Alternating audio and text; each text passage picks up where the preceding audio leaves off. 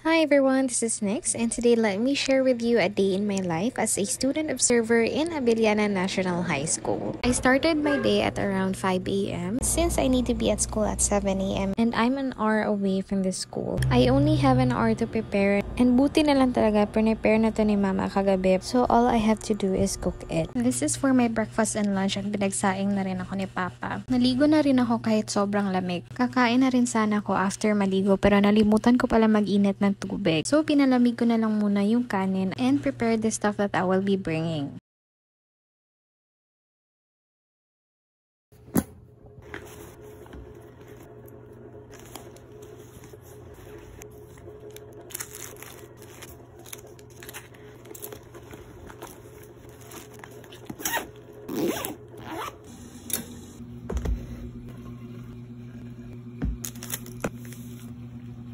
So I already had my breakfast and prepared my own baon. We all know na sobrang hirap talaga mag-budget lalo na kapag nasa malayo yung school mo. Dahil nagsimahala na nga lahat including the fare. Nagbihis na rin nga pala ako and sa tindahan na lang ako nagayos para hindi na magasing sina mama at papa. Naiinis na nga ako dito kasi nagmamadali na ako and sobrang hirap ayusan ng buhok kasi sobrang kapal niya talaga. Sumakay na nga ako ng bus and mabuti na lang meron ng mga bus na ganito kasi dati kailangan namin mag-tour rides or sa South Bus bababa and maglalakad na ng papunta school.